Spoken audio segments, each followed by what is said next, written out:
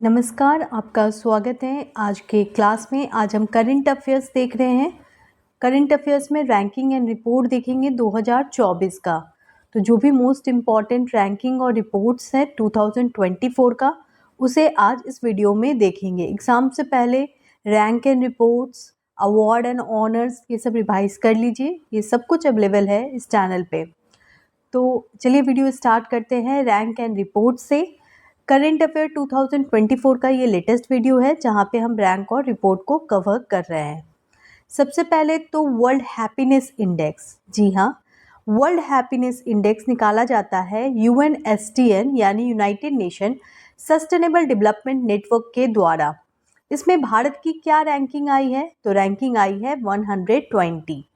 ये रिपोर्ट 2024 का है, कुछ दिनों पहले ही आया है ये रिपोर्ट, तो इम्पॉर्टेंट है, ठीक है। और इसमें टॉप कौन सी कंट्री है? तो वो है फिनलैंड, फिर डेनमार्क, फिर आइसलैंड है, और लास्ट कौन सी कंट्री है? तो वो है अफगानिस्तान।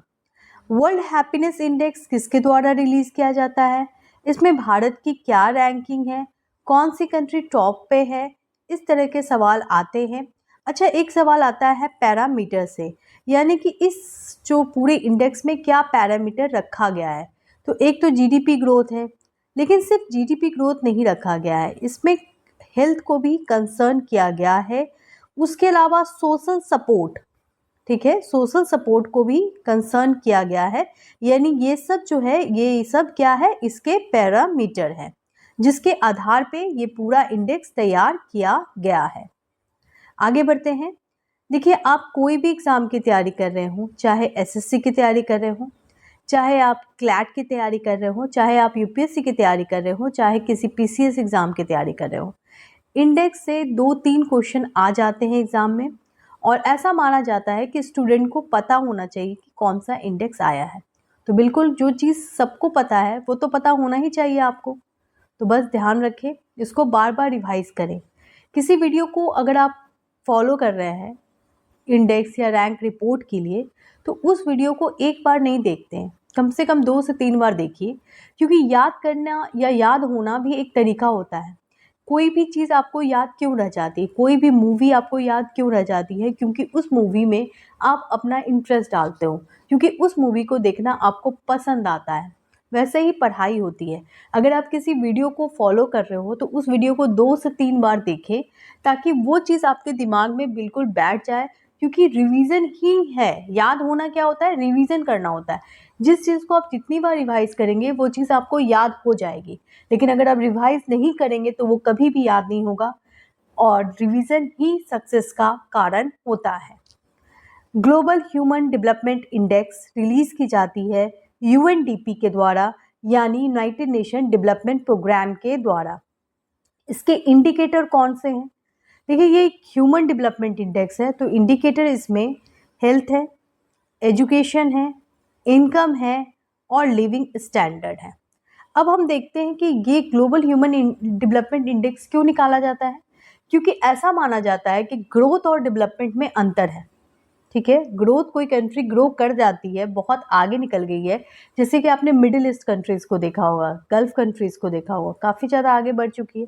बट कहीं ना कहीं जब हम ह्यूमन डेवलपमेंट इंडेक्स की बात करते हैं तो ये कंट्री पीछे हो जाती है। क्योंकि कंप्लीट डेवलपमेंट कब होता है? सिर्फ ग्रो करना नहीं डेवलपमेंट होता है। इकोनॉमिकली ग्रो करने के साथ साथ सोशली ग्रो करना भी ज़रूरी है, और इसी संदर्भ में ह्यूमन डेवलपमेंट इंडेक्स निकाला जाता है। इसके पैरामीटर देख लीजिए, तो वो है हेल्थ, एजुकेशन, इनकम और लिविंग स्टैंडर्ड। कौन सी कंट्री टॉप कंट्री है? तो वो है स्विट्जरलैंड। और इंडिया की रैंक क्या है? तो वो है 134 रैंक आउट ऑफ 193 कंट्रीज। यानी 193 कंट्रीज में 134 रैंक भारत को आया है। किसमें? Global human development index. ये 2022 का ही अभी तक निकला हुआ है, जो भी लेटेस्ट है वो डाला जा रहा है। आगे बढ़ते हैं। ग्लोबल जो नेक्स्ट है वो है international intellectual property right index. ये इंडेक्स बहुत इम्पॉर्टेंट है, क्योंकि आजकल बहुत सारे स्टार्टअप है, बहुत सारे बिजनेस कंपनीज हैं। तो ऐसी कंपनीज न्यू प्रोडक्ट बनाती है और उन प्रोडक्ट का आईपी होता है, यानी इंटेलेक्चुअल प्रॉपर्टी राइट दी जाती है ताकि कोई भी उस प्रोडक्ट को कॉपी ना कर पाए। इसी संदर्भ में ये रैंकिंग निकाली जाती है जिसका नाम है इंटरनेशनल इंटेलेक्चुअल प्रॉपर्टी इंडेक्स 2024। इसे कौन रिलीज करता है? तो वो है US chamber of commerce release करता है। इसमें टॉप कंट्री कौन सी है? तो वो है यूएसए, यूके और फ्रांस। भारत की रैंकिंग क्या है इसमें? तो इसमें भारत की रैंकिंग है 42। ठीक है, तो आपको क्या ध्यान में रखना है? सबसे पहले तो इंटेलेक्चुअल प्रॉपर्टी राइट इंडेक्स कौन रिलीज करता है? तो वो है US chamber of commerce. India की इसमें रैंकिंग क्या आई है?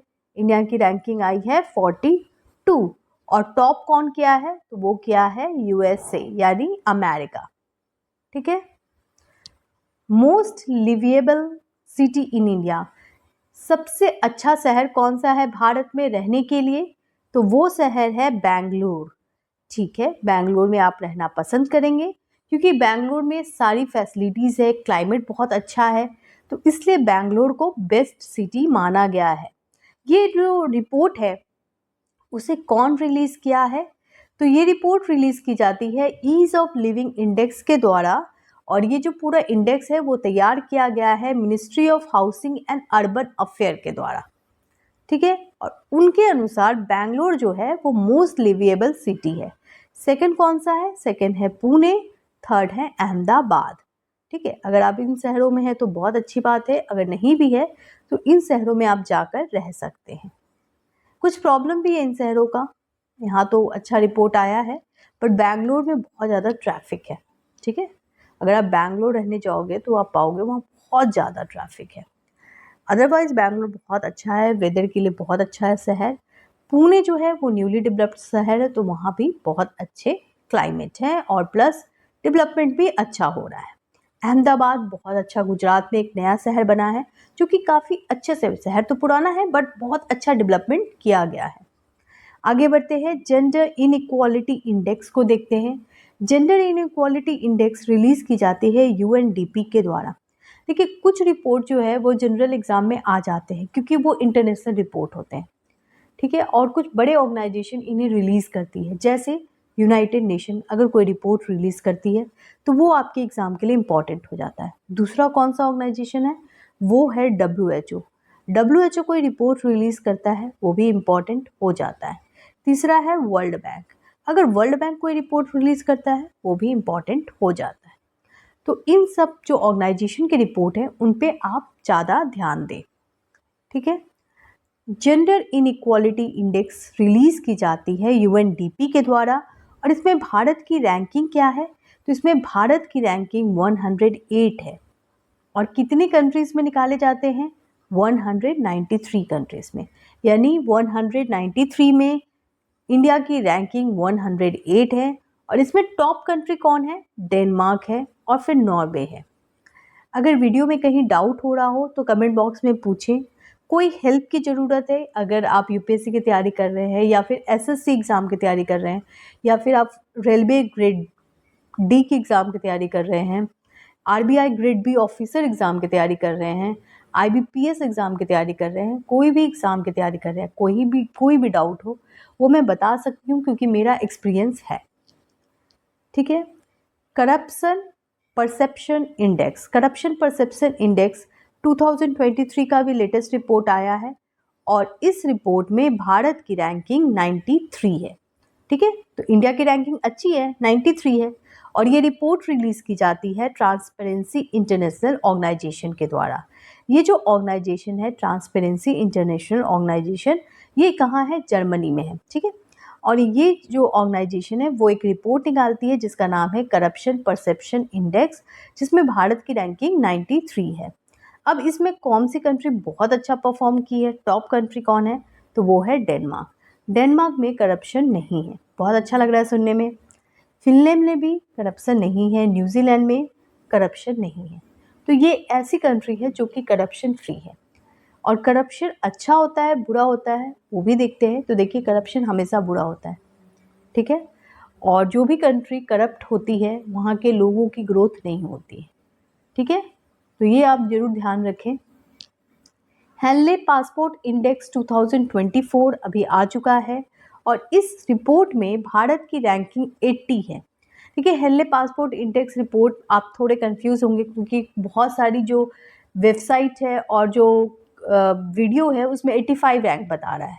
तो 85 रैंक इंडिया की 2023 में थी। ठीक है, 24 में क्या है, 80 रैंक है। तो इंडिया की रैंकिंग बहुत अच्छी हुई है और ये भी एक लेटेस्ट रिपोर्ट है। वर्ल्ड मोस्ट पावरफुल पासपोर्ट किस कंट्री का है, तो वो है फ्रांस का। ठीक है, जितना पावरफुल आपका पासपोर्ट होगा उतना ही पावरफुल आप होंगे, यानी सिटीजन्स होंगे। अगर वो सिटीजन दूसरे कंट्री में जाते हैं तो उनको वहाँ जाने पे वीज़ा मिल जाएगा। प्रायर वीज़ा फैसिलिटी दी जाती है बहुत सारे कंट्री के द्वारा। ये क्या होता है, देखिए, अगर आप दूसरे कंट्री में जाते हैं तो आपको गवर्नमेंट से परमिशन लेनी पड़ती है, उस कंट्री के गवर्नमेंट को, जिसको हम कहते हैं वीज़ा। यानी आपके पास पासपोर्ट तो है, लेकिन क्योंकि आप दूसरे कंट्री में जा रहे हैं तो उनका परमिशन भी लेना होगा और उस परमिशन को हम वीज़ा कहते हैं। ठीक है, तो वीज़ा क्या है, परमिशन लेना है, और पासपोर्ट क्या है, आपका डॉक्यूमेंट है। तो आप डॉक्यूमेंट लेकर जाएंगे उस कंट्री में क्योंकि रिलेशनशिप इतना अच्छा है। मान लीजिए सिंगापुर है, सिंगापुर ने बहुत सारी कंट्री से डील किया है कि आप आओगे तो आप यहाँ पे वीज़ा ले सकते हो। तो वहाँ पे आप जाओगे उस कंट्री में और वहाँ पहुँचते ही आपको वीज़ा मिल जाएगा। आपको पहले अप्लाई नहीं करना पड़ेगा, उस वीज़ा का वेट नहीं करना पड़ेगा। अच्छा, ये फैसिलिटी क्यों दी जाती है, ताकि ज़्यादा से ज़्यादा लोग उस कंट्री में आए, कोई वीज़ा प्रॉब्लम उनको ना हो। ठीक है, और ये भी बहुत इंपॉर्टेंट होता है, कोई भी कंट्री दूसरे सिटीजन को क्यों अलाउ करते हैं। अगर मान लीजिए कोई कोविड पेशेंट है और वो आपकी कंट्री में आ जाता है और काफ़ी लोगों को कोविड कर देता है, तो क्या ये सही है, नहीं है। इसलिए गवर्नमेंट जो है इन चीज़ों को भी ध्यान में रखती है और वो देखती है कि जो लोग दूसरे कंट्री से आ रहे हैं वो क्या सेफ़ है, हमारे लिए डेंजरस तो नहीं है, ये चीज़ें देखी जाती हैं। और इसी संदर्भ में प्रायर वीज़ा फैसिलिटी दी जाती है, यानी कि आप उस कंट्री में पहुंचोगे और आपको वीज़ा मिल जाएगा। तो जो भी कंट्री हेनले पासपोर्ट इंडेक्स में अच्छी रैंकिंग लाई है, उन कंट्री का मूवेबल यानी वहाँ के लोग जो हैं वो दूसरे रीजन में आसानी से जा सकते हैं। लास्ट कौन सी है, तो वीज़ा इस पूरी रिपोर्ट में, हेनले पासपोर्ट रिपोर्ट में लास्ट है अफ़गानिस्तान। ठीक है, लास्ट कौन सी कंट्री है, अफ़गानिस्तान। फर्स्ट कौन सी कंट्री है, फ्रांस। फिर कौन सी कंट्री है, जर्मनी, फिर इटली। तो इन लोगों ने बहुत अच्छा परफॉर्मेंस दिखाई है हेनले पासपोर्ट रिपोर्ट में, यानी कि इन कंट्री का जो पासपोर्ट है वो काफ़ी स्ट्रॉन्ग है। ठीक है, और ज़्यादा से ज़्यादा कंट्री में ये पासपोर्ट से वहाँ के लोग मूव कर सकते हैं। अब भारत की रैंकिंग क्या आई है, भारत की रैंकिंग 80 आई है। ठीक है, और हम लोग अबाउट 62 कंट्री में आराम से मूव कर सकते हैं, कोई भी कंट्री हमें रिस्ट्रिक्ट नहीं करेगी। ये जो पूरा डेटा है जो निकाला जाता है हेनले पासपोर्ट इंडेक्स के द्वारा, वो किसके द्वारा निकाला जाता है, तो देखिए हेनले पासपोर्ट रिपोर्ट इंडेक्स जो है उसका पूरा डेटा निकाला जाता है इंटरनेशनल एयर ट्रांसपोर्ट एसोसिएशन के द्वारा। और ये जो ऑर्गेनाइजेशन है वो फ्रांस में नहीं है, ये ऑर्गेनाइजेशन कनाडा में है, कनाडा के मॉन्ट्रियल में है। ठीक है, तो मॉन्ट्रियल एक प्लेस है कनाडा में और वहाँ पे ये ऑर्गेनाइजेशन है जिसका नाम है इंटरनेशनल एयर ट्रांसपोर्ट एसोसिएशन, जो कि हेनले पासपोर्ट इंडेक्स निकालता है। फटाफट देखेंगे हम लोग वर्ल्ड प्रेस फ्रीडम इंडेक्स 2024। देखिए, वर्ल्ड प्रेस फ्रीडम इंडेक्स किसके द्वारा रिलीज किया जाता है, तो उस ऑर्गेनाइजेशन का नाम है रिपोर्टर विदाउट बॉर्डर। इसमें भारत की रैंकिंग क्या आई है, तो इसमें इंडिया की रैंकिंग आई है 159 आउट ऑफ 180 कंट्री। इसमें टॉप कंट्री कौन है, तो वो है नॉर्वे, डेनमार्क और स्वीडन। ठीक है, तो नॉर्वे में बहुत ही अच्छा प्रेस फ्रीडम है और वहाँ के लोग जो भी चाहे बोल सकते हैं, रह सकते हैं, तो एक फ्रीडम मिलती है। प्रेस फ्रीडम बहुत इंपॉर्टेंट होता है क्योंकि प्रेस जो होता है वो सच्चाई लाता है, और अगर हम प्रेस को रोकते हैं तो क्या कर रहे हैं, हम डेमोक्रेसी को रोक रहे हैं। ठीक है, तो वर्ल्ड प्रेस फ्रीडम इंडेक्स बहुत इंपॉर्टेंट इंडेक्स होता है। और हमारे यहाँ भी जर्नलिज्म एक बहुत ही इम्पॉर्टेंट लाइन है जहाँ पे बहुत सारे जर्नलिस्ट, हम लोग आज भी सबका नाम लेते हैं, अंजना कश्यप, और सबका नाम सभी लोग जानते हैं। क्यों जानते हैं, क्योंकि वो लोग बहुत स्ट्रांगली किसी बात को रख पाते हैं। तो ये जो फ्रीडम है वो कहाँ से मिलता है, वो हमारी कंट्री के जो गवर्नमेंट है वो देती है। और इसी संदर्भ में एक रिपोर्ट निकाली जाती है जिसका नाम है वर्ल्ड प्रेस फ्रीडम इंडेक्स। इसमें भारत की रैंकिंग क्या आई है? 159। क्या बहुत अच्छी रैंकिंग आई है या बहुत खराब रैंकिंग आई है? तो मीडियम रैंकिंग आई। ठीक है। लार्जेस्ट ट्रेडिंग पार्टनर, ये न्यूज़ काफ़ी ज़्यादा मतलब वायरल था। क्यों वायरल था? क्योंकि हमें ऐसा लगता था कि इंडिया की सबसे ज़्यादा ट्रेडिंग पार्टनर कंट्री कौन होगी?